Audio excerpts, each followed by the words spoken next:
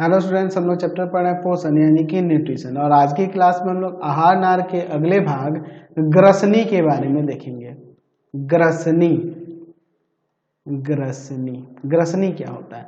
तो मुख गुहा का अगला भाग जो होता है वह क्या होता है? ग्रसनी होता है, यानी कि इसके पीछे वाला भाग। मुख गुहा के बाद इसके पीछे वाला जो भाग होता है वह ग्रसनी होता है। ठीक है, इसमें क्या होते हैं? दो छिद्र होते हैं। ठीक है, देख लीजिए आप यहाँ से देखिए, ये मुख गुहा हो गया, इसके बाद यहाँ पर दो छिद्र मिलेंगे आपको, एक इसमें आ जाता है, एक इधर आ जाता है। तो देखिए, जो आगे वाला जो छिद्र है उसे हम लोग निगल द्वार कहते हैं। यहाँ क्या होगा? निगल द्वार, निगल द्वार। ठीक है, इसमें इसका काम क्या होता है? यह आहार नाल के अगले भाग ग्रास नली में खुलता है, इसमें आता है। अगले भाग किसमें खुलता है? ग्रास नली में खुलता है। ये आगे चल के किसमें खुलता है? ग्रास नली में खुलता है। और इसके अगले दूसरे भाग की बात करें, ये जो दूसरा छिद्र है उसकी बात करें, तो वो होता है कंठ द्वार। क्या कहलाता है? कंठ द्वार। ठीक है, तो कंठ द्वार क्या होता है? तो कंठ द्वार जो होता है ये किसमें जाता है? तो कंठ द्वार जो है यह श्वास नली में खुलता है, यानी कि वाइंड पाइप में खुलता है। ठीक है, इसमें खुलता है, हवा वाली जो नली होती है जो जाके फेफड़े से जुड़ती है उसमें यह खुलता है, कंठ द्वार। तो ग्रसनी के पास यहाँ पे दो छिद्र होते हैं, एक होता है निगल द्वार जिससे भोजन जाता है, और एक होता है कंठ द्वार जिससे होकर वायु जाता है ना। हम लोग श्वसन क्रिया में ऑक्सीजन लेते हैं ना जी, तो वह वायु कैसे होकर जाता है? कंठ द्वार से ही प्रवेश करता है और वह आगे जाके श्वास नली से होते हुए फेफड़े में पहुंचता है। और निगल द्वार से होकर भोजन के चिबाने के बाद जो भोजन के कण होंगे, लार से सना हुआ जो भोजन होगा वह कहाँ जाता है? तो निगल द्वार से होते हुए ग्रास नली में पहुंचता है, और यह ग्रास नली आगे चल के हमारे अमाशय में खुलती है। ठीक है, अब देखिए, जब हम लोग भोजन करते हैं तो भोजन करते हैं तो यहाँ पे तो भाई दो दो नली आ जा रही है, वो भोजन के कण कहीं भी जा सकते हैं। नहीं, ऐसा नहीं। जब हम लोग भोजन करते हैं तो जो आपका कंठ द्वार होता है, कंठ द्वार के आगे एक पट्टी जैसी रचना होती है जिसे हम लोग कहते हैं एपिग्लॉटिस। एपिग्लॉटिस एपिग्लॉटिस एपिग्लॉटिस की ये पतली पट्टी होती है, वह क्या करती है कि जब हम लोग भोजन करते हैं तो यह पट्टी कंठ द्वार को ढक लेती है। कंठ द्वार को क्या कर लेती है? ढक लेती है। तो जब कंठ द्वार ढक जाएगा तो उसमें भोजन के कण नहीं जाएंगे, है ना। भोजन निगल द्वार से होते हुए कहाँ चला जाएगा? ग्रास नली में चला जाएगा, है कि नहीं। और फिर जब हम लोग श्वसन क्रिया करते हैं,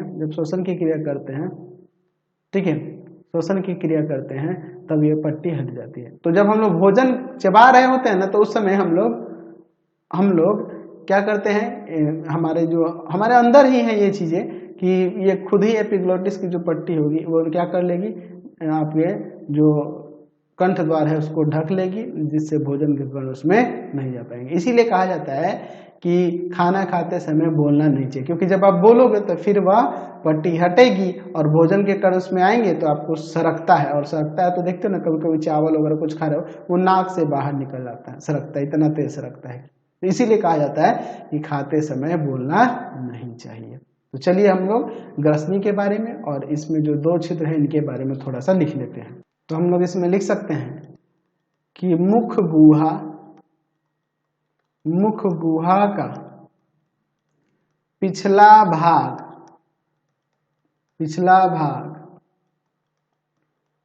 ग्रसनी कहलाता है। ग्रसनी कहलाता है।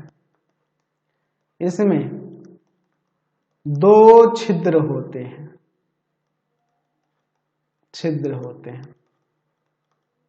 पहला छिद्र क्या होता है? तो पहला छिद्र जो होता है जिसे हम लोग निगल द्वार कहते हैं, इस निगल द्वार में क्या होता है? निगल द्वार निगल द्वार आहार नाल के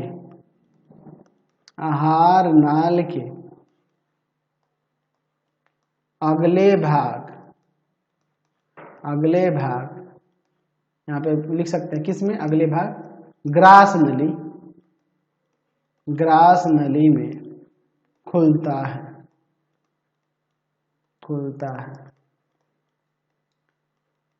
भोजन या लार से सना हुआ भोजन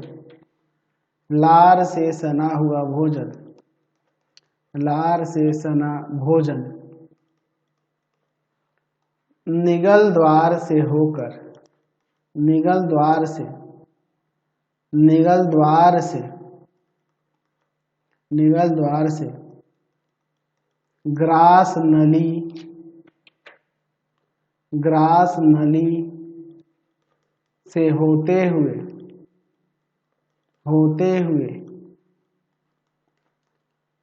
अमाशय में पहुंचता है। दूसरा जो छिद्र था उसे हम लोग कहते हैं कंठ द्वार। लिख सकते हैं कि कंठ द्वार किसमें खुलता है जी, तो श्वास नली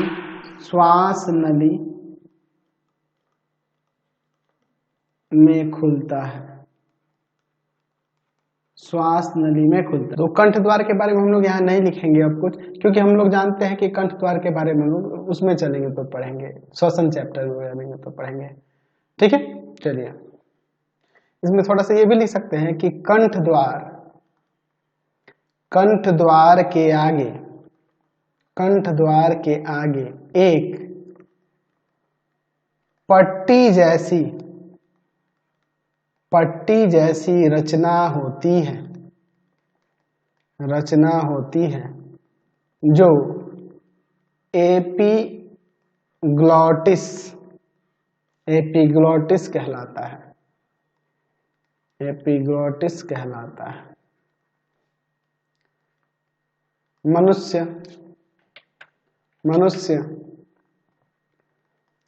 मनुष्य जब भोजन करता है तब यह पट्टी कंठ द्वार को ढक लेती है या ढक देती है, जिससे भोजन श्वास नली में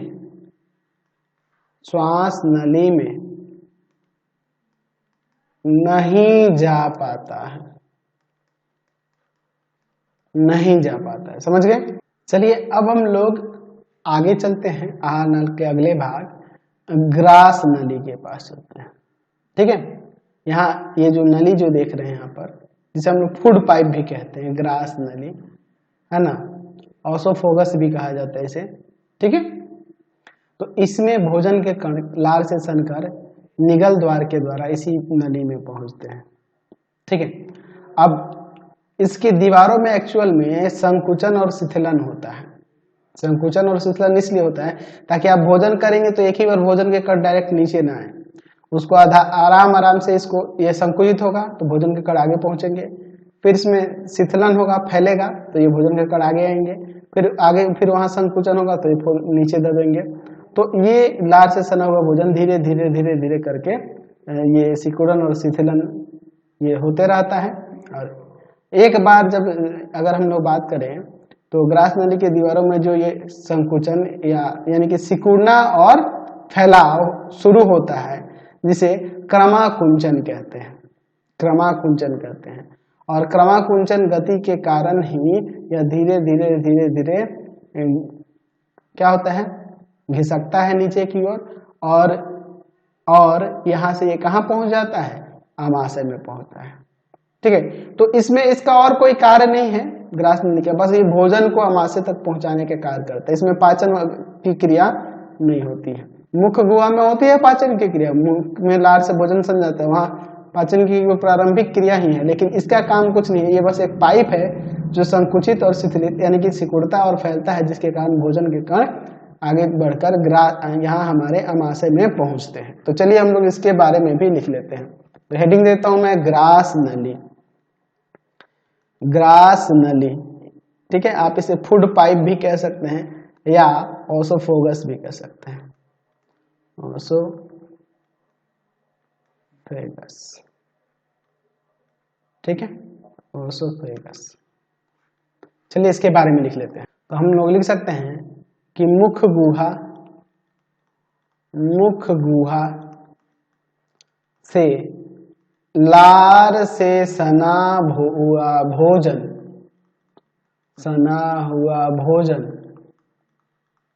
निगल द्वार के द्वारा ग्रास नली में पहुंचता है।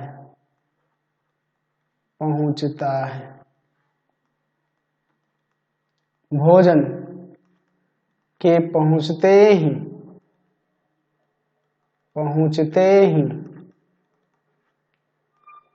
ग्रास नली की दीवार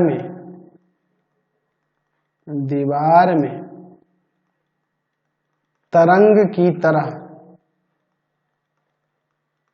संकुचन यानी कि सिकुड़न कह सकते हैं, या सिकुड़न भी कह सकते हैं, रहने दो ना, संकुचन आप समझ ही गए। संकुचन और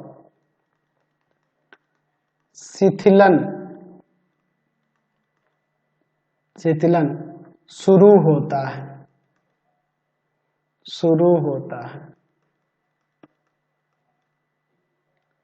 अच्छा, जिसे सिकुड़न और संकुचन जो होता है, सिकुड़न और शिथिलन जो होता है, इसे क्रमाकुंचन कहते हैं, जिसे क्रमाकुंचन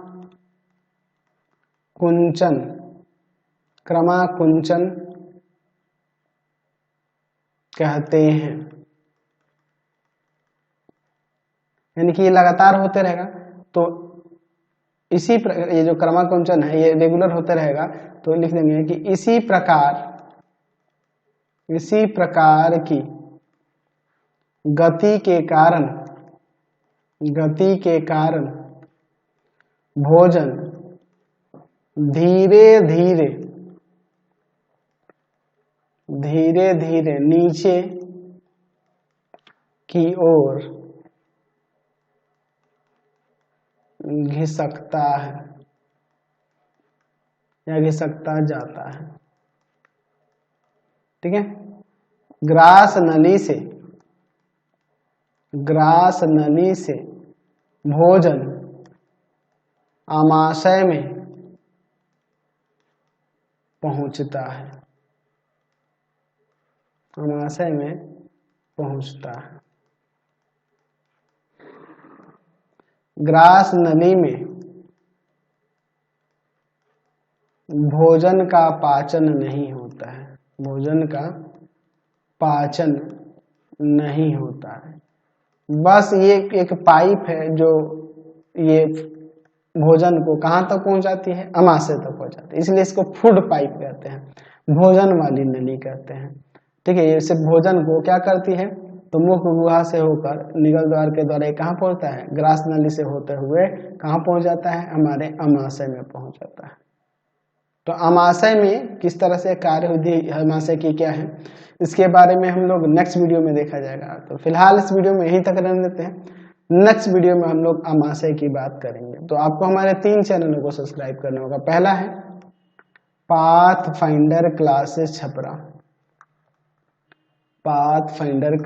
छपरा, दूसरा है आपके पास भारती भवन रविकांत सर,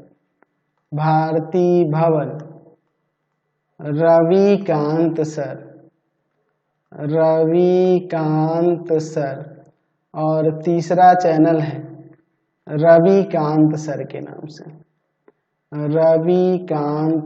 नाम से।